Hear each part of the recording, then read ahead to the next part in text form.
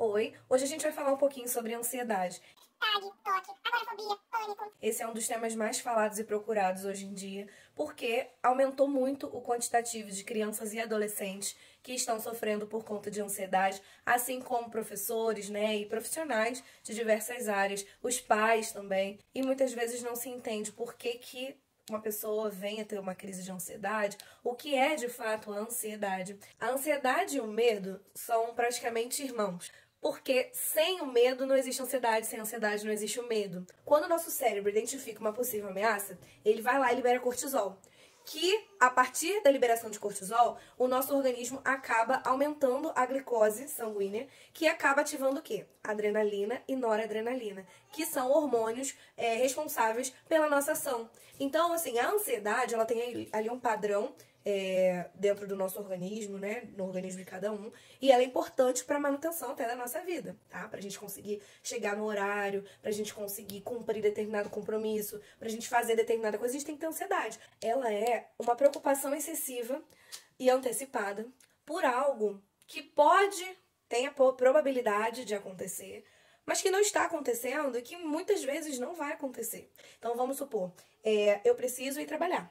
Mas para eu trabalhar, eu preciso andar na rua. Quando a gente está na rua, a gente acaba estando em risco por várias coisas. Mas isso significa que se eu colocar o pé na rua, eu vou ser sequestrado? Significa que se eu colocar o pé na rua, vai vir de fato um carro desgovernado e vai me atropelar? Não. Isso são possibilidades. Por quê? Porque quando a gente está na rua, a gente está exposto. Então, a gente está exposto a várias coisas externas que a gente não tem controle. Então, quando a pessoa é tomada por um nível de ansiedade que, por exemplo, impede que ela consiga fazer as coisas que ela precisa fazer com tranquilidade, por medo de ser atropelada, então, essa pessoa precisa de ajuda.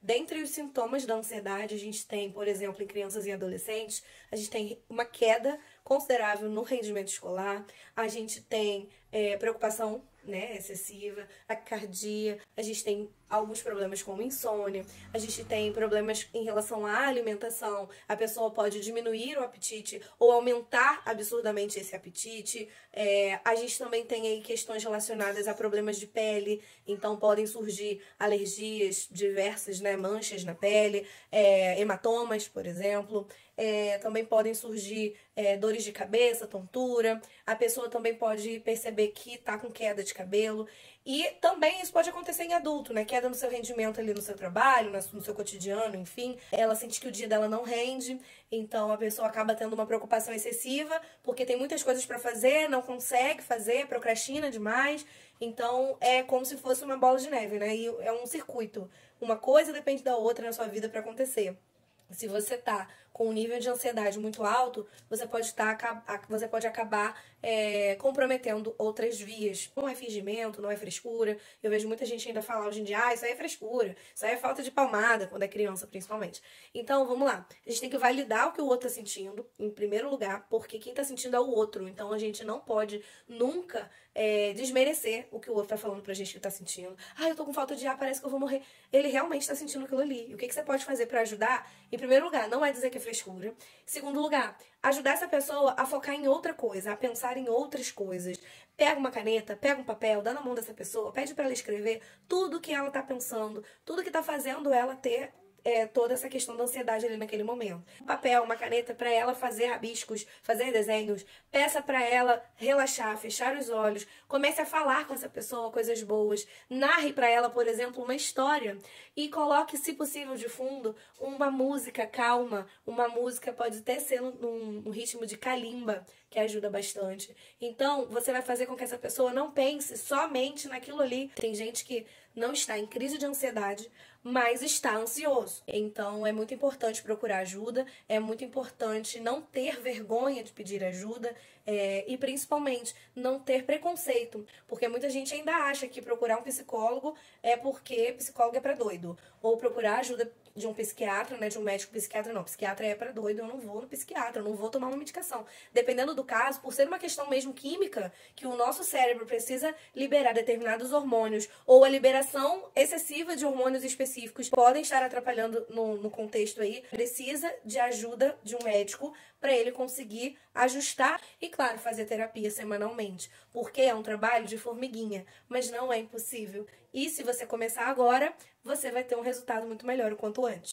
Terapia é fundamental para quem tem ansiedade, porque vai ajudar essa pessoa a criar intervenções e conseguir identificar os gatilhos, digamos assim, que podem estar levando ela a ter eventualmente uma crise de ansiedade, se for uma pessoa que tem de fato um transtorno ansioso aí para ser tratado. Se for uma pessoa que não tem um transtorno ansioso, mas que tende a ter mais ansiedade do que o padrão, assim, é importante também que essa pessoa aprenda a não focar somente naquilo ali. Se ela tá ansiosa com alguma coisa, vamos olhar para o outro lado. Vamos fazer alguma outra coisa. Vamos pensar em outra coisa. Vamos ouvir uma música. Vamos cantar juntos, dançar, fazer atividade física, escrever. Quando é criança, quando é adolescente, a gente sempre indica fazer o quê? Acolher. Ouvir essa criança, ouvir esse adolescente. O que eles estão sentindo? Por que eles estão com essa ansiedade toda? É uma pressão no contexto escolar, porque tem que passar na matéria específica e está com dificuldade? É alguma questão familiar que está refletindo no rendimento escolar, na vida, né, na questão psicológica aí dessa criança? Tudo isso precisa ser avaliado. E, claro, chamar os responsáveis para conversar, orientar esses responsáveis para que eles busquem ajuda por fora, porque a escola não faz milagre. A escola tem profissionais que conseguem ajudar muito, mas a escola sozinha não consegue. Os pais precisam fazer a parte deles. E essa rede de apoio que essa criança tem e precisa é fundamental para que a escola consiga também fazer o papel dela, tá? Diminuam o tempo de telas. Procurem atividades ao ar livre para essas pessoas, essas crianças, pessoinhas fazerem. Passe tempo de qualidade com seus filhos. Ouça o que eles têm a dizer, olhe nos olhos deles. Eles estão carentes, mas às vezes não é uma carência financeira, carência de um brinquedo, é carência de afeto, tá? E isso tem adoecido cada vez mais a nossa geração, né, de crianças e adolescentes por falta de uma relação mais próxima com a família. Todo mundo no telefone, ninguém olha mais pro rosto de ninguém, ninguém conversa, quando conversa briga. Então, assim, dica, diminua o tempo de telas e vivam mais uns com os outros.